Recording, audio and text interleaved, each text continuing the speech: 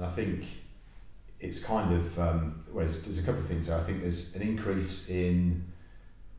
the notices required throughout running the tender process, but I think there's also the changes to the types of tendering that will be available, which I think are going to be down to two, which is open and then the competitive flexible procedure. And I think what's going to happen is that tendering is already quite an onerous process for public sector, high requirement for resource and expertise to deliver them.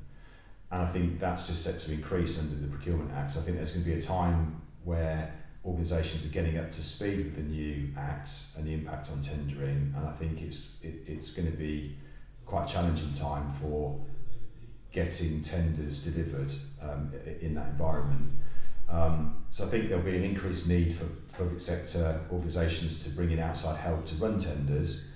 but the other thing they could do is an opportunity there as well to look at frameworks in the dynamic markets, because in our experience, we help clients to implement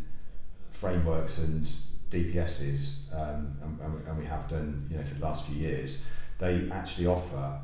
a really efficient route to market that,